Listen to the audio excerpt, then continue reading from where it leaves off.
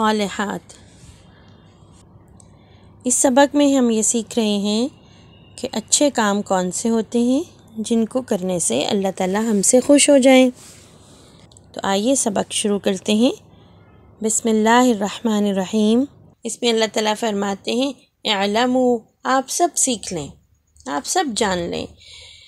इस आयत से हमें ये बात पता चलती है कि इल्म हासिल करना बहुत अच्छी बात है और अल्लाह ताला चाहते हैं कि हम सब इल्म हासिल करें, हम सब सीखें, पढ़ना सीखें, लिखना सीखें, इस दुनिया के बारे में जो अल्लाह ताला ने बनाई, इस दुनिया में जितनी चीज़ें अल्लाह ताला ने बनाई वो क्या हैं, उनके लिए उनको हम किस तरह से अपने इस्तेमाल में ला सकते हैं, उनसे अपनी ज़िंदगी को और दूसरों की ज़िंदगी को आसान कर सकते हैं।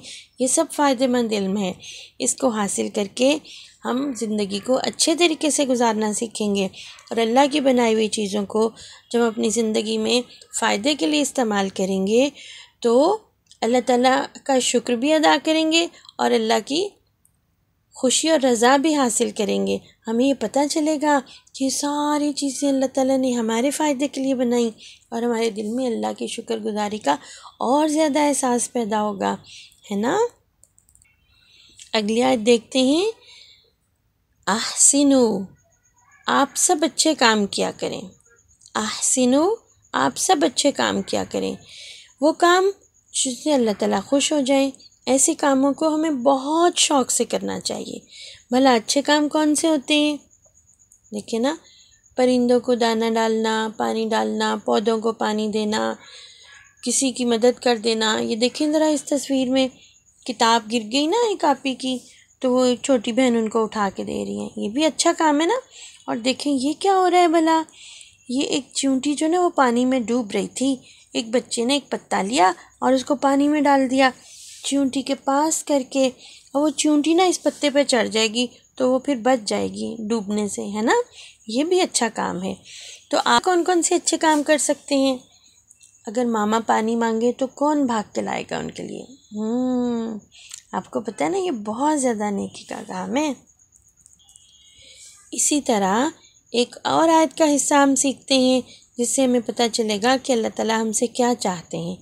तावनु, तावनु, आप सब मदद किया करें। भला हम किस किस काम में दूसरों की मदद कर सकते हैं?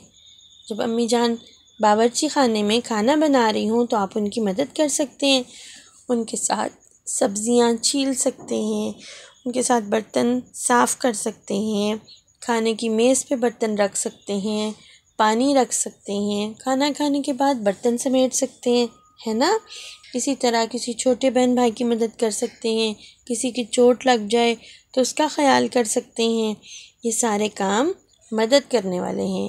तो आप ज़रा बताएं, आप अम्मी जान की किस किस काम में मदद करते हैं?